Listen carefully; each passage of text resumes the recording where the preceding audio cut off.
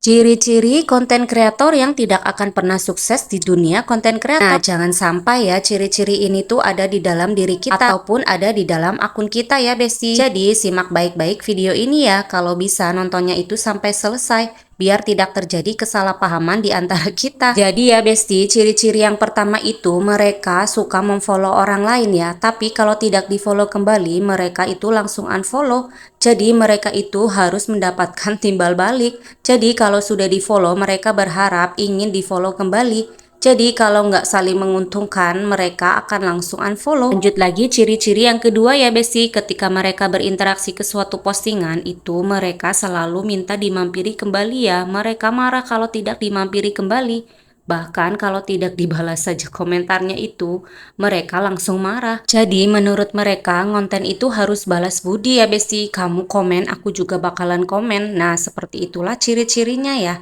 Dan ciri yang ketiga itu orangnya itu baperan ya, Besti. Jadi kalau mau jadi konten kreator itu kita nggak boleh baperan ya. Apapun yang kita posting itu akan selalu mendapatkan respon yang positif ya.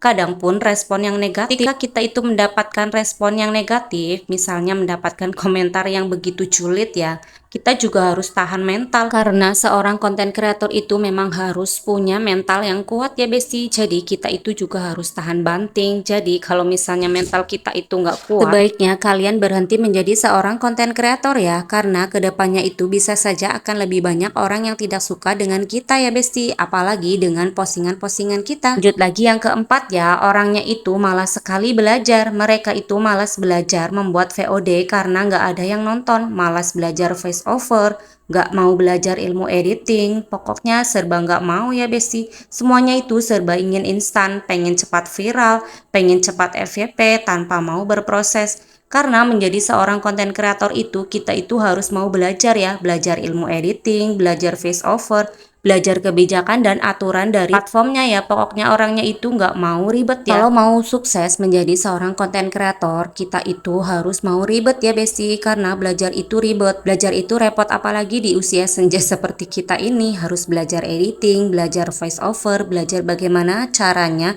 dengan judul ataupun caption saja membuat orang tertarik nonton konten kita. Nah, itu semuanya pakai trik dan tentu saja ya mau belajar. Nah, ciri-ciri konten kreator yang nggak akan sukses ini kalau kalian itu selalu julid kepada konten-kontennya orang lain. Yang konten tersebut itu bisa saja ramai ya, bisa saja kita itu sukses dengan konten julid seperti itu ya. Tapi dengan kita itu menjatuhkan kontennya orang lain demi kalian itu bisa naik, sebaiknya jangan melakukan hal ini ya. Kalau bisa naiklah dengan konten-konten kita itu sendiri ya, Besti, bukan dengan konten-konten yang sering menjatuhkan kontennya orang lain ataupun konten julid. Nah, misalnya kalau ada ciri-ciri selanjutnya, boleh kalian itu komentar di kolom komentar ini ya, Besti.